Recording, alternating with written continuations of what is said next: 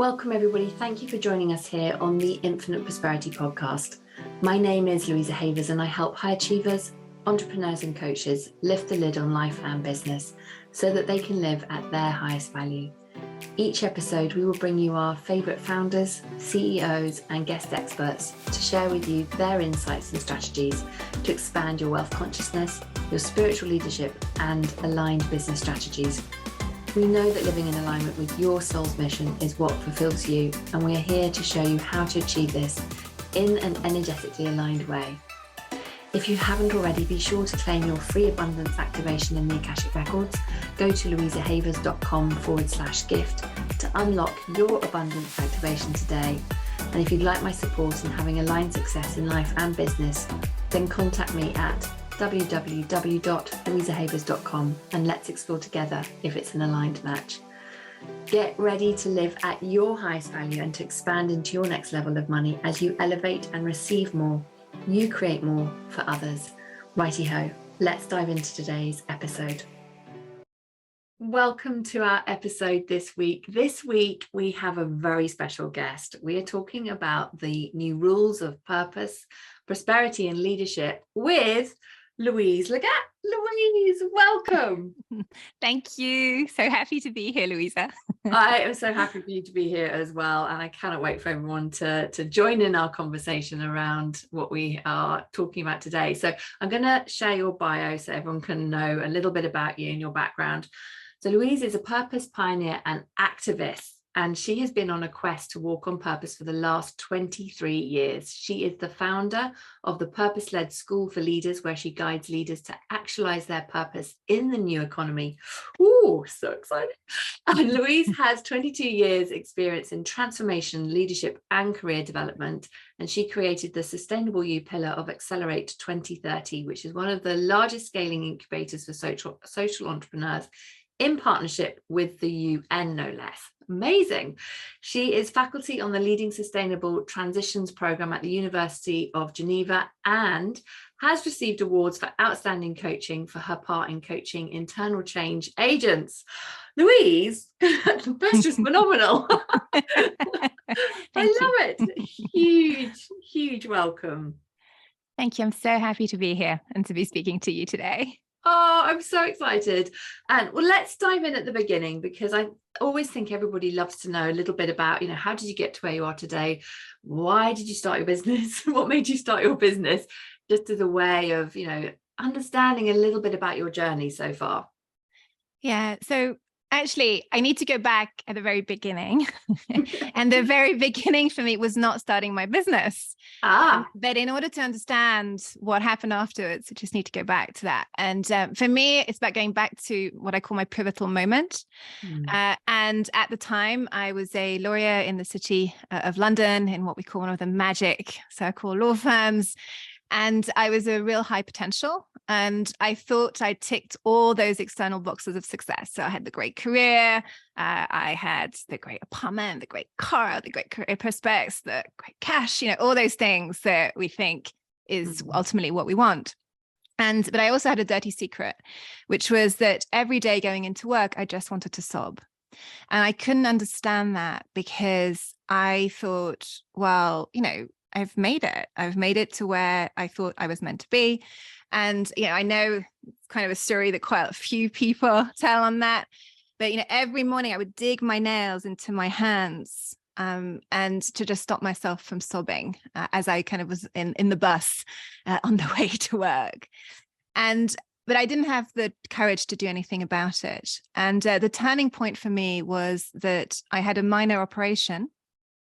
And I caught an infection in one of the operating theaters.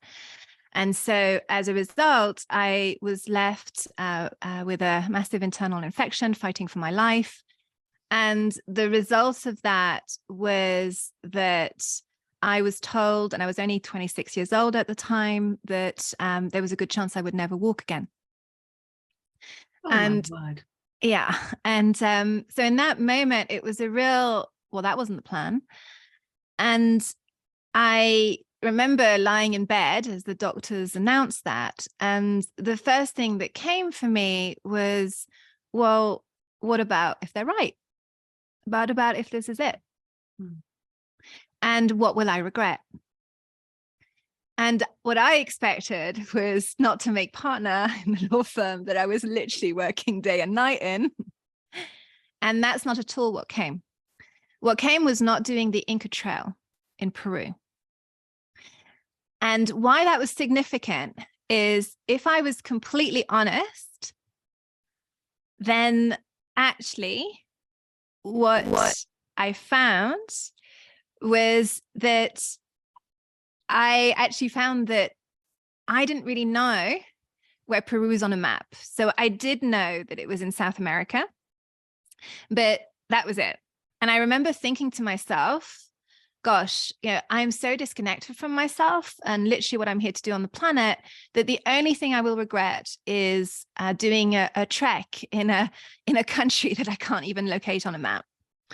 And that was the beginning for it all for me, because I didn't know if I would get better.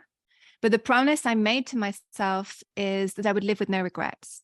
And what that meant for me was fully understanding what my purpose was on the planet and ultimately following it no matter what.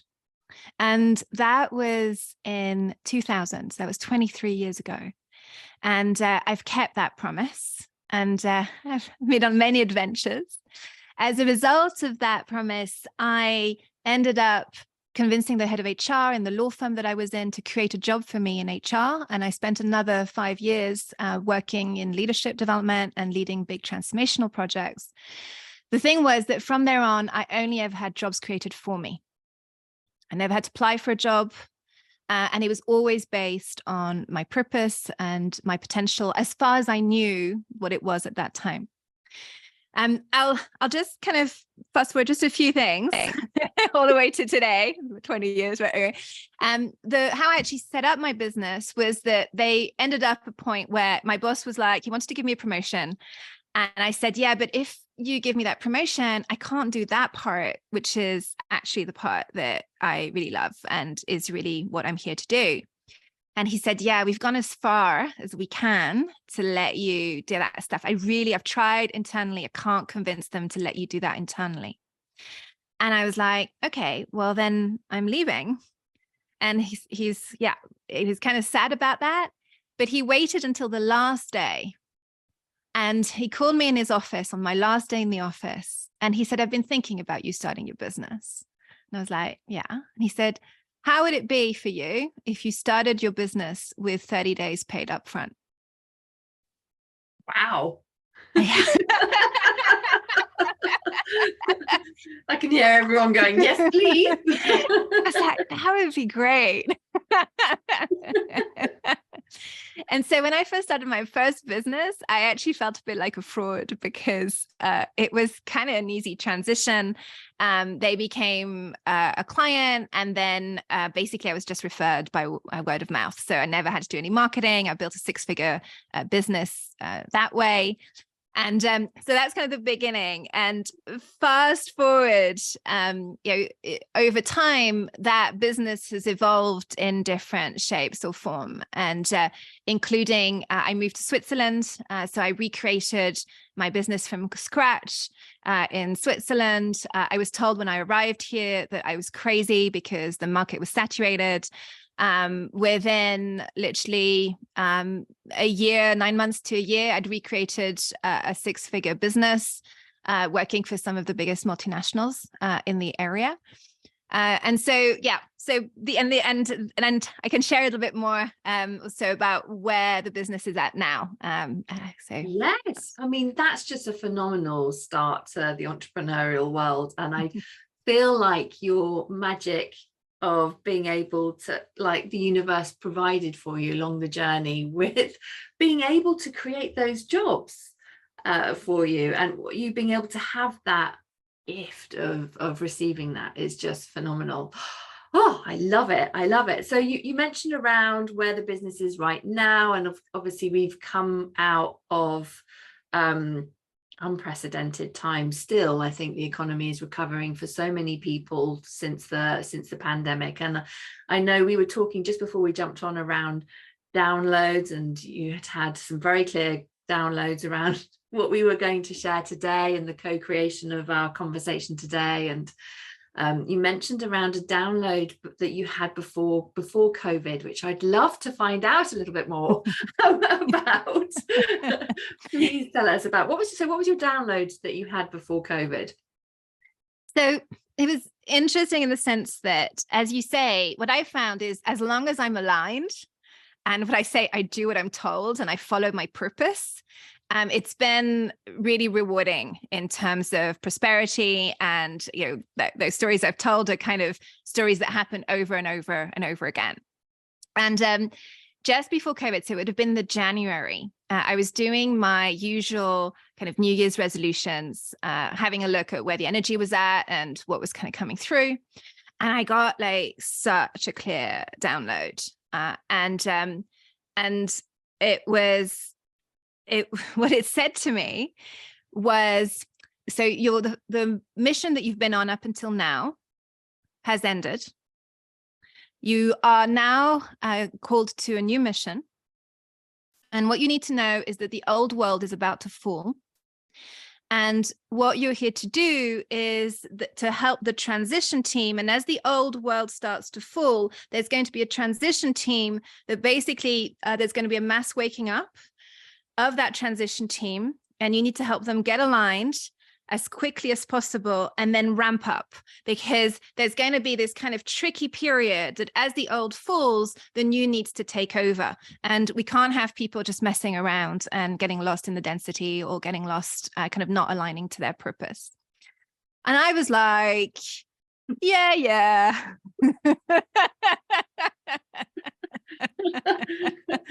What could this mean? What could this mean? And the download finished. So you have to understand, it was the beginning of January.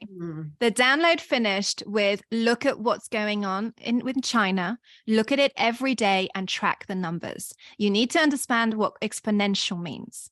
And I was just like, what the hell? So I did go on Google and I was like, oh, there's this virus. What's going on over here? And I had to be honest, it wasn't arrogance, but since I was a little girl, I've had this knowing there would be a time that there was something I was meant to be doing, and there would be a time when what I call the old would fall and the new would come. And to be honest, I for a long time wondered whether I just watched too many like sci-fi movies. And when that download came, it was like, oh my God, what if this is the time? And the piece on that was, I thought that because I'd been such a good student around alignment and being on purpose, that it was, well, it's going to be easy. Walk in the park. I'm already aligned. I'm doing what I'm here to do. So here we go. Bring it on. I can do this. I've done it before many a time. Yeah. Oh my God. I didn't know what was about to hit me. Oh my word. How did you navigate then that period? Because you mentioned around, hang on, something's falling away and now the news coming in. How was that for you? So what I hadn't expected was, it felt like overnight, everything that I relied on for security that was in what I would call the old was literally ripped away from me. So my biggest client, like my biggest corporate client, overnight, I lost kind of 70% of my work. There was a kind of change of management at the top that didn't value leadership development. Oh, wow. And it was just like, whoa. Okay. So, normally there was an element of being stable and really working in partnership. And as going into COVID, it was already like, this isn't fun. This isn't what I expected. I also ended up catching something just around that period, which meant that it attacked my immune system, which meant that I did COVID with no immune system on my own, which was like, whoa, again.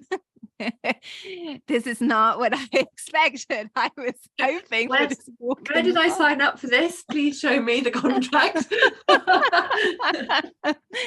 And then I always remember, as just before we went into lockdown, I had quite a few people either who were interested, still doing some work. I remember it was like I felt like I'd really arrived. I had all these contracts also, even there was that shift with my client. There were some new contracts coming in. So I was like, it's going to be fine. I'd just been invited to speak at Davos, which was like kind of amazing. And I was like, okay, it's all going to be fine. And of course, we went into lockdown and everybody disappeared. Every kind of aspect of that I thought where we were, things were going to come, they just kind of evaporated. And I was left with nothing.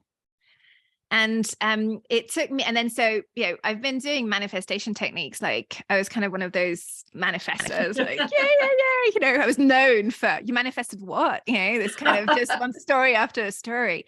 So I was like, still going to be fine. Just going to do a few manifestation techniques. We're going to be okay. Nothing worked. It was like that been taken away from me. Any form of security I had was ripped from me. And I was literally like, what the hell is going on? So it took me a while. What I eventually understood was this whole falling of the old and building from the new and building the new. There was this kind of initiation you had to walk through in the middle that was not on the radar. And the initiation was that we had to create, if we want to really, okay, let's backtrack. If we see this as a pivotal moment on the planet, which is the end of an old system and the beginning of a new one.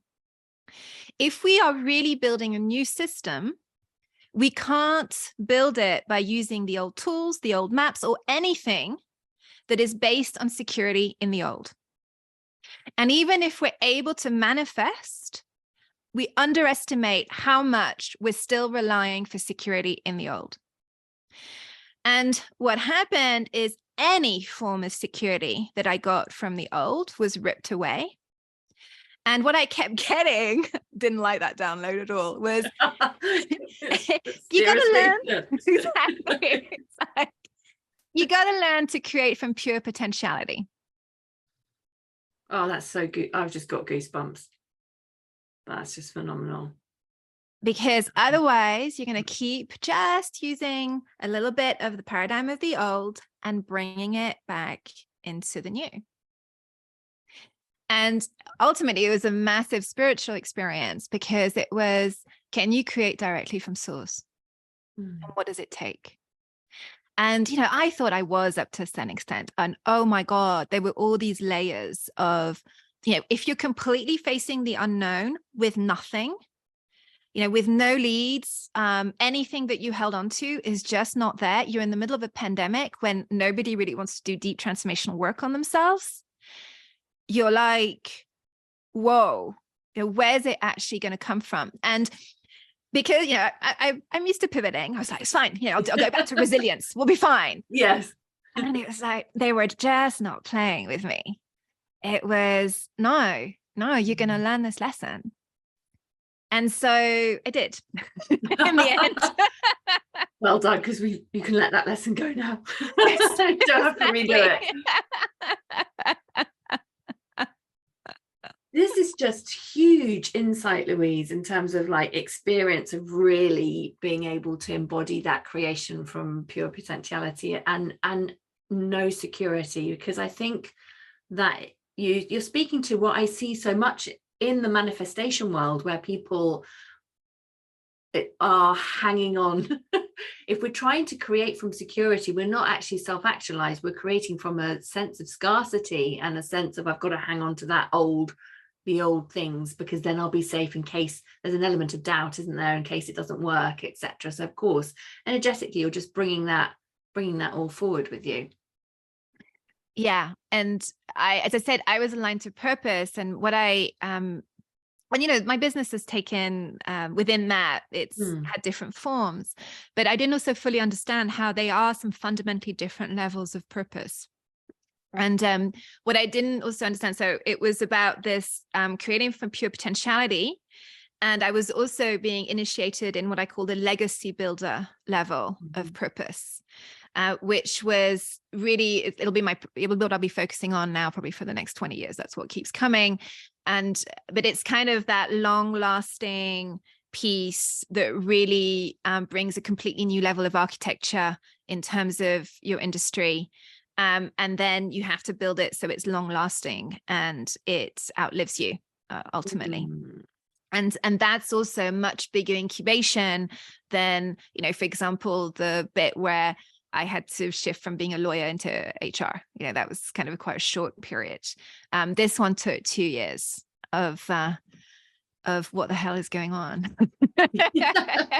How have I got here? But the amazing piece has been about really understanding that you can then download literally blueprints that are just from pure potentiality of things that you couldn't have rationally just thought. I've been building curriculums for 23 years. It's not like I can't create a workshop or I can't create a program.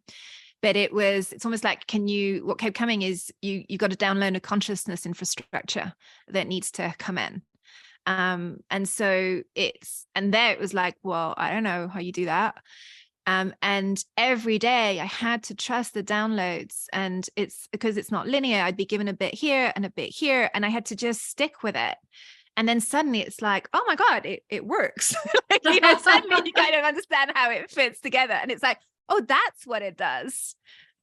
That's awesome. So many of us, do it the other way, which is I want to set this objective. I'm going to create my linear plan. I'm going to get some tips to kind of get there. But we don't fully trust our ability to incubate and to really let emerge from pure potentiality truly unique pieces of work, whether it's in terms of evolving consciousness or evolving the way we do energy or whatever it is that we're kind of committed to at that point in time. This is just phenomenal, because this is, as I see it from what you've been sharing, it is how quantum leaps happen, where you're able to really lean in and trust, and to allow it to come through the downloads in like a jigsaw puzzle piece, rather than rejecting any way that it's coming through, is allowing to fully receive it so that you can embody all of that. I just wanted to make sure I'd understood something correctly around, you mentioned about different levels of purpose, and that you're on the legacy purpose. How many do you have, sort of a linear levels of purpose? How do you describe that? So I'll just echo one thing first, is what you said about quantum leaps. Because what I also understood through this process is that basically what I kept being told is you have to shift into creator mode, and you have to understand how creator mode works. And why it's important is that the people that are going to enable the transition, they have to be able to make quantum leaps, because we don't have time. We don't have time to just build it. Oh yeah, that might sound like, it's like you need those flashes of inspiration, and it's like, oh, that's how it works. And it was, how do you give yourself the software update in order to be able to do that? So I just wanted to echo that, because I see, even in corporate, because I still do a lot of work in corporate, and they'll say to me, well, it's going to be fine, but we know that it's going to take 30 years to have the energy kind of solutions that we need. And I'm just looking at them and saying, well, actually, that's not acceptable. That literally is not acceptable.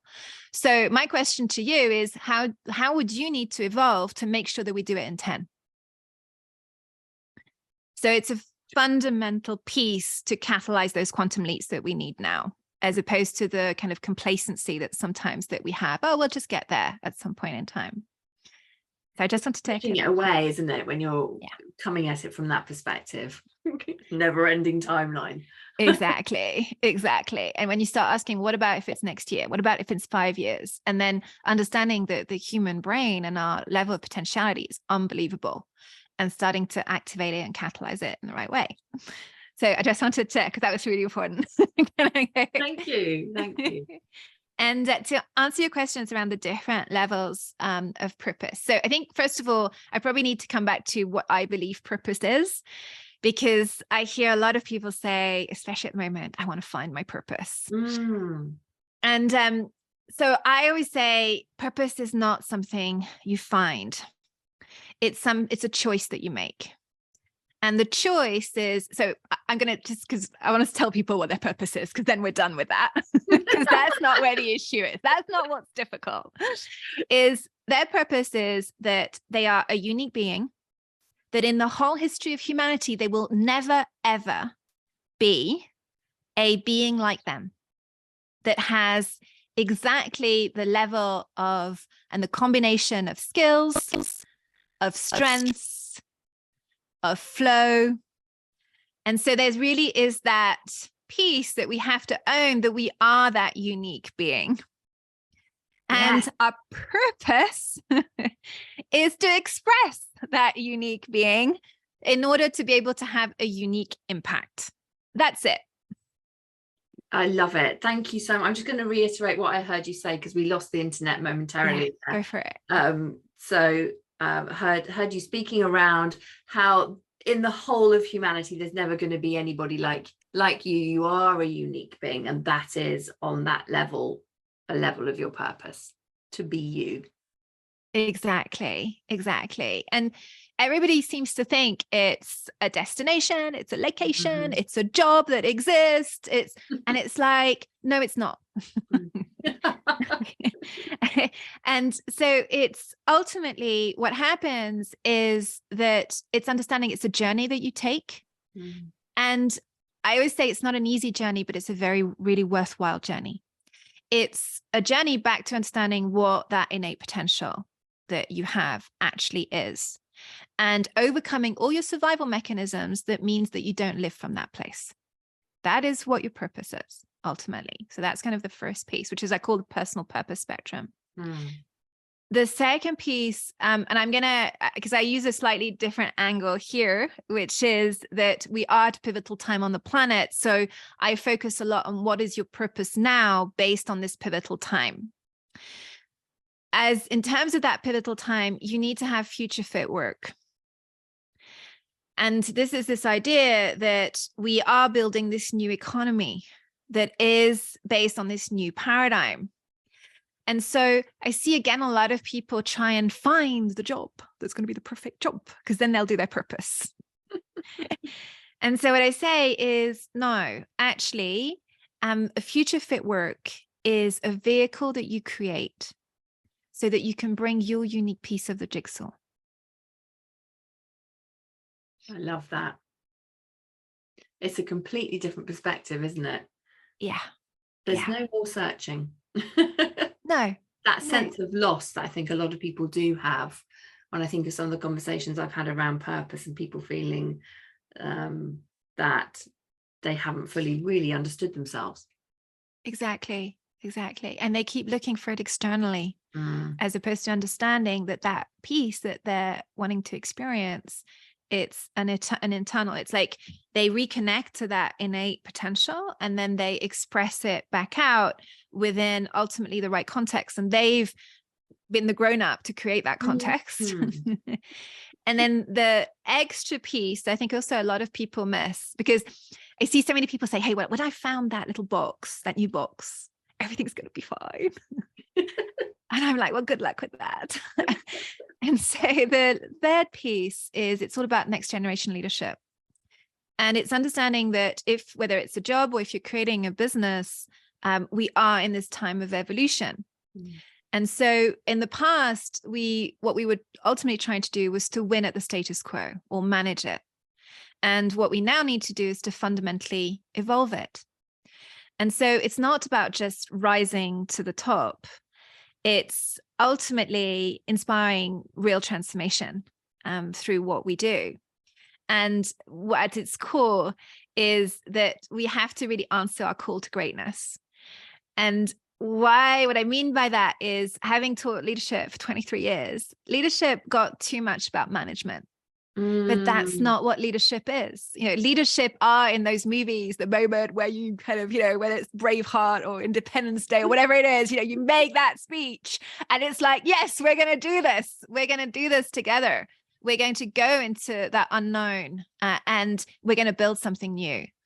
And so it's not anymore, if we're wanting to have businesses that belong to that new paradigm and also that are on purpose, it's not enough to say, hey, I can do this. I'm going to find my ideal client and I'm just going to do my 3-point video for my launch and that's going to be it. And I'm not saying that we don't do that, but it's like, there's a lot more to it right now that we need to anchor into in terms of purpose. Which brings me, but go on, I can see you're going to ask me a question. It felt like that piece around, we'll come back to this because I didn't want to interrupt you, but about the frequency that you're emitting through those transmissions in relation to the 3-point video and people being really mindful about how you're showing up and leading with your energy, rather than just getting the tasks done to get the message out there. It's a different approach, isn't it? Yeah, which actually means I can finally answer the question you asked me about the 3 different levels. Which is that ultimately it's understanding what the tonality of purpose is. And it literally is a frequency, or I say it's like a sound. I hear it actually as a sound, like a note. It's your note. But what it is ultimately it's when you're in flow. So it's when you're inspired, when you're losing track of time because you're just loving it so much. And it's really important to understand, because I hear a lot of people say, follow your passion. Well, it might be part of it, but actually it's that place of inspiration when your eyes are shining. And what I say is that you use flow at 3 different levels. You use it as a tuning fork. So that helps you remember and feel what it means to be you and what it means to be aligned to purpose. The second piece is you use it as a map, because it actually does show you what you're meant to be contributing. But when you're contributing, when you're aligned, not just, and it's more than just the things you've learned in the past, it's that real place of alignment. And then the third piece is that you use flow as a compass. And so it means that, for example, when you're making decisions, you can start to go, well, is it in flow or is it not in flow? And then further down the line, it's actually, you use it as a compass that also catalyzes creation. So, initially you use it as basis for decision, but actually then it's a catalytic tool to make sure you're creating at the right level. And so in terms of that, it's a lot about holding that frequency. And so what I always say to people is start there, even if it's 15 minutes a day, just focus on flow. And we say flow, flow, flow. Like one of my coaches, my mentors, I remember when I first starting on this journey, and it echoes what you were saying about the frequency. She used to say to me, she said, Lou, just, the bottom line is, even if you read them the phone book, they'd be transforming because of the frequency that you'll channel whilst you're doing it. And it was like, oh yeah. Yes. Yeah. And if you're in flow, actually what happens is that because flow is so, like any experience that we're having, emotional experience, we're contagious. So when we're in flow, we're actually also realigning everybody around us because it's bringing back to that frequency also. And yes, of course, then you can bring your expertise, etc. But if you're not doing that, you'll be in your head, you will you'll end up probably having to be pushy, because when you're in flow, you're magnetizing. It's like because you're just being you're just being what you're put on this earth to actually do. And the right people who resonate with that will come to you, as opposed to you kind of go, let me convince you to buy from me because there's 15 minutes left before you kind of can buy, press buy or whatever it is. Right? It's kind of like, it's so true. I love what that coach said to you around how important the frequency is, and you could just read somebody the telephone book and that would be transformational because of the frequency. Because when you said that, I was like, that just encapsulates the power of energy and how we can allow our energy to do our heavy lifting from, that's how I was hearing what you were saying. I was just thinking, yes, this is exactly it. Being able to create from that place is how we are going to ultimately continue to raise the vibration of the planet and to elevate consciousness and all the exciting things that we desire. And it's amazing how often we can overcomplicate it. Yeah. Yes. With all the things that go on, that good old resistance, how it can play in. But it is simple, like from what you were saying, in that being able to ultimately be you and to follow the direction of the flow is a leading light.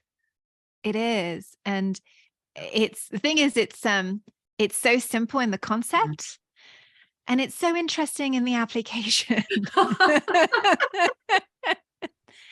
Because ultimately, as we do that, we often we don't trust that flow, because maybe when we were younger we got rejected around it.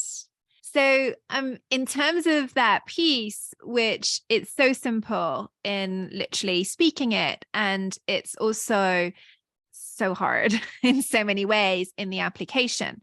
And the reason for that is we don't trust our flow, because often when we were younger, we were rejected around that flow, or we were not welcomed, or people were just neutral, or we just saw that if we were in flow, we were like literally an extraterrestrial as compared to the people around us. So we internalized that it wasn't safe, and we built an alternative survival mechanism that keeps us safe. And so what happens when you start to activate your flow is your survival mechanism goes, what, you want me to die? No way. And so we have to learn to do that upgrading. And I know you do that very masterfully around the prosperity piece. And it's like, how can we go beyond that? And that's the actual work. And so in terms of those different levels of purpose, that's also why I've seen that there are different levels, because otherwise our system would kind of almost blow in order to if we were to go from zero to, like, for example, legacy builder kind of stage. And I always remember when I was first looking for my purpose and working with a coach at the time, and there was this moment where I got this vision. And it was like I was standing in a stadium, and there were masses of people. And I remember kind of going, oh my God, I'm so scared. I think I'll just close that door. And I remember her saying, she was very intuitive. She said, did you just see that? I was like, yeah, but I'm just going to pretend I didn't, kind of thing. And ironically, I when I was working in corporate, I ultimately impacted thousands and thousands of people's life, because literally with one leader, a very senior leader, you could impact tens of thousands of people's lives. So it was kind of interesting, because in some shape or form it did that. So what I found is it gets built over time. The first level is what I call the lighthouse level. And that's when you start bringing your flow in, and it's quite scary, and you start to kind of go, oh, I can bring my flow in, and I become a bit more of an innovator, and I become also more of a transformation agent. And so that's kind of the first level. And so I call that switching your own light on. And as you switch your own light on, what happens is you do change the environment that is around you. So for example, when I did my career change, my mom and my best friends were the people that hammered me like the most. And that was my shift into kind of the lighthouse stage. And I was just like, what the hell is going on with them? Like, I'm just trying to be a bit happier, And what was fascinating is 6 months after I succeeded in my career change, they both did a career change.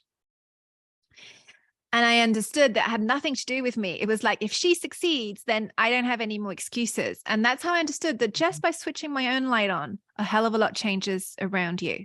And we underestimate that, because we are the innovator. We are the person who is doing things differently.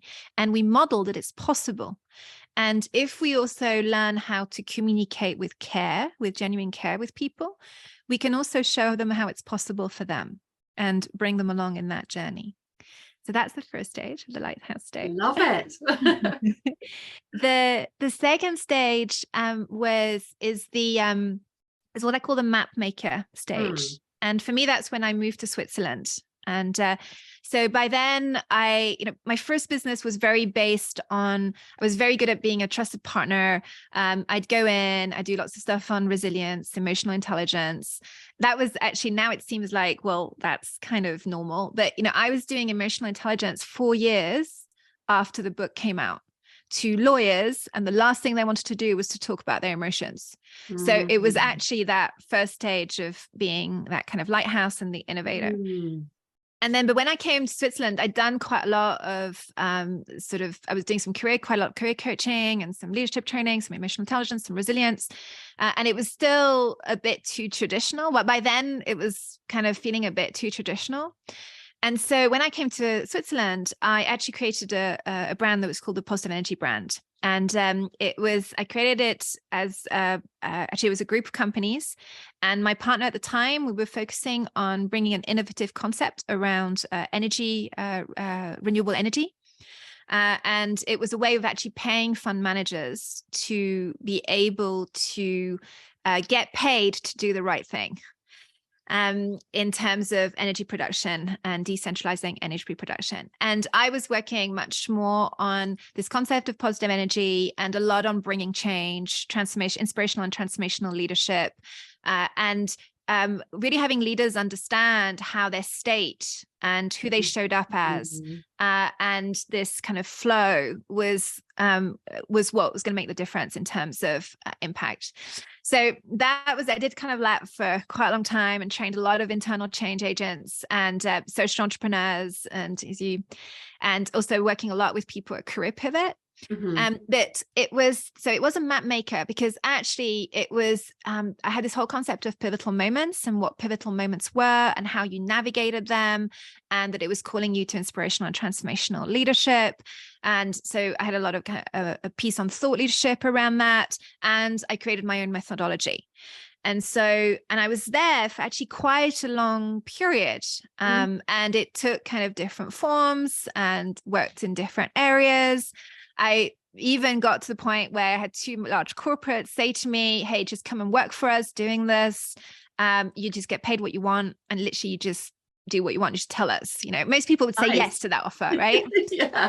Yeah. And but the problem was, I knew there was another stage and it was rumbling. And I remember thinking, oh, I can't believe I'm going to have to say no to this, because I know the next stage, it's not guaranteed that I'll succeed. I could fail and it's going to be hard. And so that was the legacy builder that came just a couple of years afterwards. So what it's given birth to is what I call the purpose-led school. And it was funny because I kept thinking, oh, I'm just going to create a new program. And it was like, no, I want a school. I was like, what the hell's that about? No, it's a school. It has to be a school. And I was obsessed by the school. And so here it really is having leaders understand what it means to be purpose-led. Because we're starting to talk about purpose-led organizations, but the problem is that most people are still stuck in being the good soldiers of the old, and we're trained to win at the status quo. And so what we think is, as we move into the new paradigm, which is about sustainability, regeneration, true flourishing, what happens is we think we can learn a bit of some topics on sustainability, or some topics on coaching or whatever, and we can still be the good soldier of the old doing these new topics. But that's not how it works. We have to become these brave builders of the new. And for that, we have to be operating as these purpose-led leaders who understand really how to activate their flow in the right way and channel it through that personal purpose, future fit work, and next generation leadership. So ultimately, that's what my kind of work is kind of focusing on. And it's still in corporate and also with social entrepreneurs.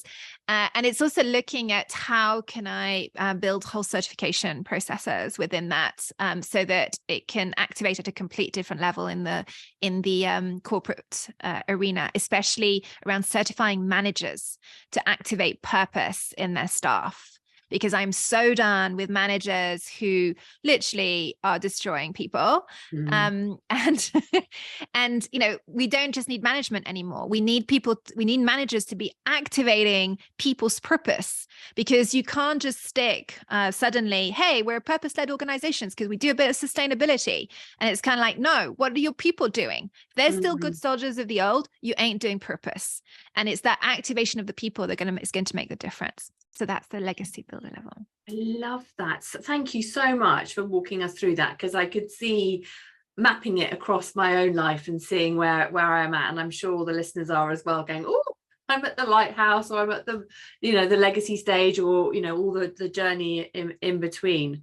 And I really just think, we need to duplicate you out there in the world. So when you mentioned about, we can't have managers doing, because managers can create a lot of stress for people. And one of the things I think that is a driver for people leaving organizations is because they're not feeling fulfilled. Ultimately, they're not feeling like they're fulfilling their purpose. They're not feeling like that they're fulfilling their purpose. So interesting. It's every 10 minutes. The internet is cutting, I've noticed. But we'll get Alf to cut that bit out. Yeah. Do you want to just say that one again? Yeah. That's so funny. It's literally every 10 minutes. It's really weird because it doesn't usually do it. No. So I don't know what is going on. I was like, what is this rhythm? What is this rhythm? 10 minutes. So what was I saying? Okay, so you were talking about the managers and that and that they destroy people a lot, and ultimately, and then I don't know. Yes. The managers can destroy people, and ultimately I think one of the biggest drivers for people leaving organizations is because they're not feeling fulfilled, because they're not feeling like or connected to their purpose. And how much more of a contribution can people make in that organization if they've perhaps had a better manager who's actually able to lead?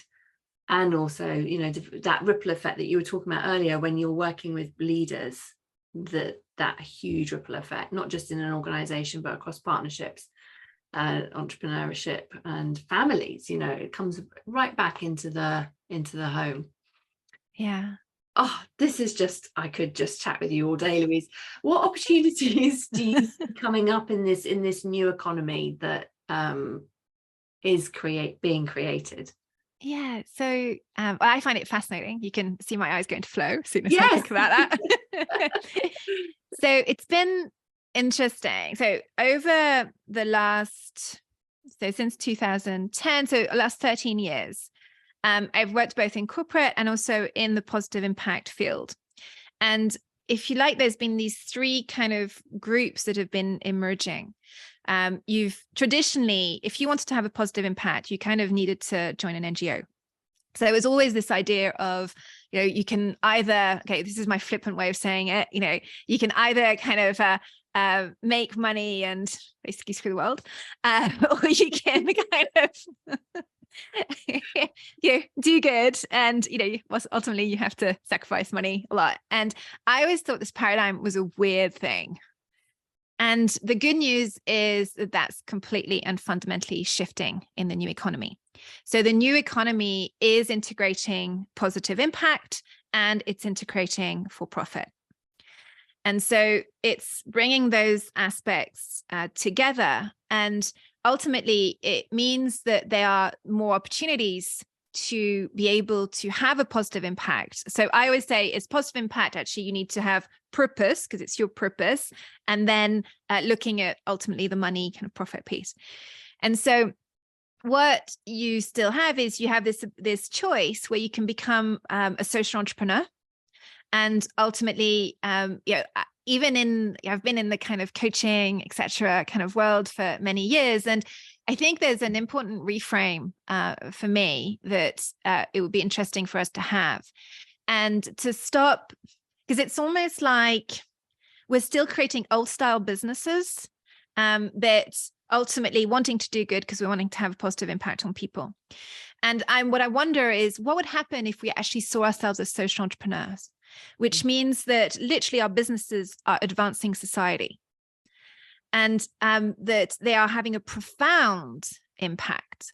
Because now I love coaching. I think it's great, but I always think it's a spade. It's just a tool. So when I have people who say to me, hey, I'm a coach, I go, well, that's great. And what are you actually using coaching for? What big transformation in the world are you trying to enact through that? And so I think there's a piece here about us seeing ourselves much more as social entrepreneurs. And also, so a lot what would happen, especially when I would work on NGOs, they'd say to me, you've worked for corporate? I mean, like literally the Antichrist, right? And I'm like, no, there's some nice people in corporate. I promise. And so what I actually found, one of the other careers, or kind of, I don't know if it's a label, but areas that's been emerging is what we call intrapreneurs. And so intrapreneurs are people who within corporate ultimately are working in a much more innovative entrepreneurial mindset, and also are the catalyst for this new form of business where we are looking at transforming business. So we're having a positive impact through looking at a much larger range of the stakeholders that ultimately we're impacting through our businesses. So it's really interesting to see, when I first started this, so in 2010, it was just kind of emerging. And I remember we were kind of this outlier crew where we were like, what if? And now it's amazing to see how mainstream it has to actually get. We through COVID, I don't know what happened, but suddenly it was like we hit critical mass. And yes, it's not happening everywhere, but, I'm just seeing, like, for example, the legislation that Europe is kind of bringing through and across the world. I mean, the US, it's like this new economy is going for it. And I always thought that it's also super important to have, for those to have our own businesses and also to be in corporate, because we have to do this massive acceleration and the corporates have massive reach. What I'm also seeing them do, which I think is super important for social entrepreneurs, is they have either they transform internally and they ultimately are already scaled up. And so they're embedding the new forms of business within their existing scale. Or what they're also doing is they're buying up social enterprises, because that's another way of making those quantum leaps. So there's a really fascinating piece that's going on in that ecosystem. But I think it's about really starting to understand, how do we fit in within this frame of sustainability, regeneration, true flourishing on this planet? Some people are talking about degrowth. I always think, well, that's a very provocative word, and we may have to explain a bit more what that means. But these are fundamentally shifts in how we do our economy, and as coaches, how do we shift that? How do we start fitting ourselves into that frames? And the last piece I'd say on that is understand that the jobs of tomorrow, they don't exist yet. I remember 10 years ago. And then there wasn't any jobs with sustainability in it. I remember like the people who were doing it in secret, hoping they wouldn't be found out. And a few years back, I was just looking on my LinkedIn feed and I was thinking, I just kind of see, how that world has evolved. And it was like there were whole departments on sustainability and regeneration, right? I mean, like on my feed, I just share about those jobs. And it was like, this whole new area has been created. These were jobs that did not exist even 4 years ago. And so we've got to stop thinking that we're going to go off and find and copy just a business that somebody else has done, or that we're going to go and find an existing job. This is the time where we get to create the jobs that we need to build the new. It doesn't get more exciting than that. I have been covered in goosebumps as you're talking about this. It really feels, the word that I'm being shown is just this innovation. We're just being called for more innovation, creating from that piece around what you were saying around that pure potentiality, and not from the old platforms, and really being asked to step up and require more of ourselves in elevating our consciousness so that we can do that. This is just so exciting, Louise. I absolutely love it. And there's just so much to this journey. And I was sharing with you before we jumped on around how this morning, as I was thinking about our conversation later, what I'm doing today is I'm doing my qigong, And the words that were coming through for me was around the polarity of the rain and the sun creates the rainbow. And I just think you that was for you, because the message that you shared around really helping people to recognize what an initiation can be, and it can feel really uncomfortable in that moment between the old and the new, so that you can fully step into that new piece that you're talking about. So what I always say to my friends, my family, my clients is, the good news is you don't have to have it as tough as I did, because I'll go and I'll fall into all the bits. I'll kind of go, oh my God, I don't know if I can do this. I'll break through, and then I'll create the map, and then I'll show you how it works. Yeah. Thank you for leading the way. That's all right. That's all right. And so that initiation is really where we have to stop reacting to external circumstances and learn to be consistently in that creator mode, no matter what is happening around us.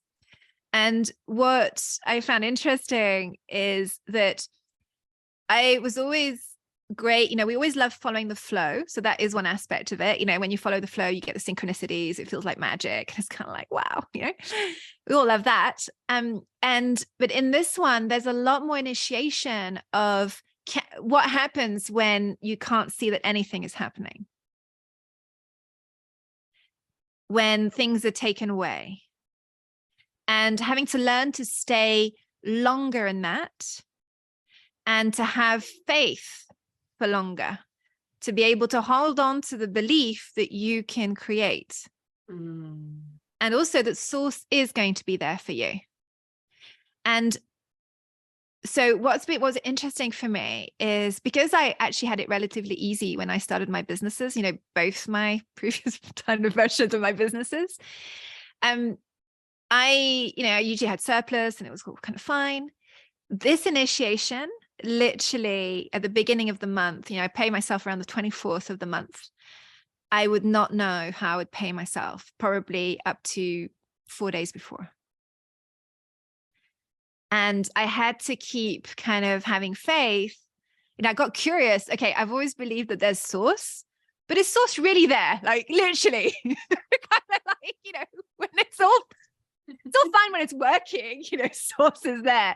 But literally, if you're 4 days before having to pay yourself, and you just have no idea, and I just got a mortgage before COVID. So, there was really like no option to. What I can say is it consistently showed up in even magical ways, down to, I think I remember at one point I got a message from a client, and we're usually very good at, making sure people have paid, etc. And suddenly out of the blue, they're like, hey, we just realized we didn't pay you. I'm like, what? And it was the exact amount I needed, right? I love that. And so what I can say is it's this initiation on, we all talk about it, but do we actually really, really believe it? And are we actually really going to navigate from source? And so the initiation is as much in the sun, but also when it feels it's raining and it's pouring not what you want ultimately. But I also learned that, a lot of what was happening in terms of the stuff I didn't want, it was showing me how I needed to realign my business. Because at the beginning of this journey, I still thought I was going to do positive energy. You know what? Until literally 3 weeks ago, I thought it was still going to be the same brand. And so it's like, wow. And you have to take those lessons. And it's the combination of the flow and happy, sunny, and actually not going into despair, staying in curiosity, staying in partnership with source, no matter what is happening, that ultimately creates the rainbow and the pot of gold at the end of the rainbow. Oh, so true. So true. And I'm sure there's many listeners that have really just needed to hear those words. Because like you said, it is easy when we're in flow and it's all working and we can see the rainbows coming and the sun's shining. And there's a little bit of rain, you can kind of ignore it. But when it's feeling like it's pouring and you're like, what the hell is going on? Then this is a powerful conversation to have.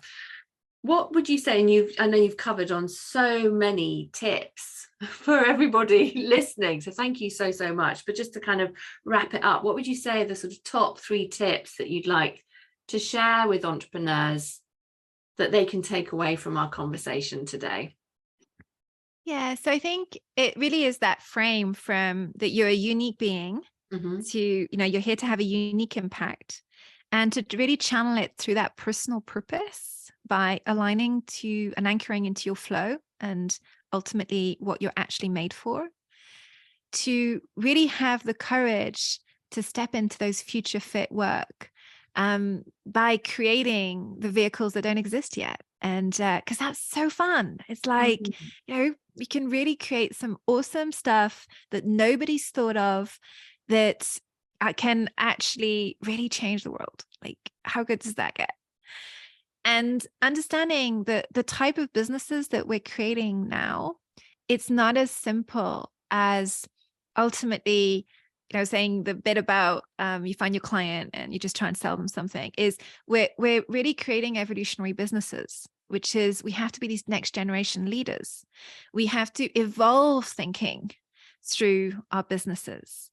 And so, yeah, we need you. This is like, it's an amazing time to be on the planet, to really like be able to channel your purpose into something amazing that's unique to you. So dare. As I said, I'm not going to say it's easy, but it's so very worthwhile, because there's something when you create something truly original and truly unique that nobody else could have put in exactly the way that you've put it. Even if 5 people read it and I don't know, maybe 1 sends you an email, there's a level of satisfaction of like, oh my God, alignment and feeling proud that you won't get by just kind of doing a blog post that's a bit the same from the 10 others that are kind of getting done. And yeah, it's what everybody wants to hear. And everybody goes, yay. But like, did it really come from that bit that you want to share, that deep down you're scared to share, and that you want to touch people with? And so be brave enough to touch people with your unique essence. Thank you so much. And I know people are thinking, where can I find Louise? How can I get into Louise's world?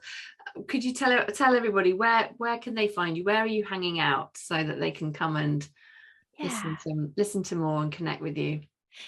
So I hang out a lot on LinkedIn, because that's kind of where I worked a lot in terms of leaders. And I post regularly on Mondays. I post the whispers, which are kind of whispers from your soul to remind you, hey, you got a job to do. And I also on Wednesdays, I post what I call the shorts, which are little videos all about explaining this new paradigm that's emerging, the new economy, and finding your place in that. I'm also on Instagram, still at the handle of Positive Energy Leaders. I'm still in that kind of transition phase. Suddenly I was like, oh yeah. And so those are the 2 main places that I hang out. There's also a Facebook page, which is Louise Legat, positivenergyleaders.com as well. Beautiful. But the best way ultimately is to just go to my website on louiselegat.com, and then you get kind of regular updates. As I said, the shorts and the whispers. I love that, the shorts and whispers. That is just so beautiful. And you very generously had a free gift. Do you want to tell everyone a little bit about that? Thank you so much for that. So what I wanted to share is it's a webinar that I've recorded. And what is the essence of it is really the roadmap to being purpose-led. And what's happened actually during that whole process since COVID, literally about 18 months ago, what kept coming was, you got to download this roadmap. You got to download this roadmap. And I was just like, I'm busy. I'm trying to survive. What do you mean I got to download a roadmap? And again, it was like, everything I tried just kind of wasn't working. And I had to just kept coming back to this roadmap. So it took me a while to download it. And it has some of the concepts that we talked about today, but it's like 90 minutes that really talks through all the concepts to being purpose-led and the different stages of the roadmap. And so it's 90 minutes really kind of packed on that rich content around how to start thinking about your purpose differently. Oh, this is so exciting. Thank you so much. So we'll have the link for that in the show notes for everybody to come and dive in and to download that. Louise, thank you so much for your time and your expertise and for this incredible conversation today. I'm so grateful to you. You're very welcome. It's been my real pleasure.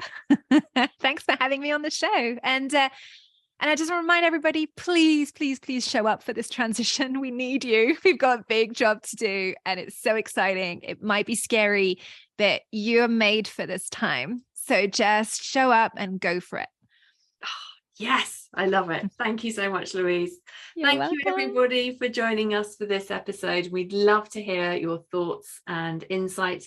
You can join us in our Money Kinesiology for 6 and 7 Figure CEOs on Facebook, and do share your thoughts on our podcast there as well. So till our next episode, sending you all lots and lots of love. Namaste. Thanks for listening to the Infinite Prosperity Podcast. And if you like what you've heard and want to know more, please go to louisahavers.com. We just appreciate you so much. So thank you for listening and hanging out with us. If there's anything that we can do for you, you can email us at louisa@louisahavers.com. Let my team know if you have any ideas for shows that you'd love to hear or topics you want me to talk about. Really looking forward to hearing from you. All right, that is it for this week, everybody. Thank you so much for joining us for today. Looking forward to connecting with you again. Until next time, namaste.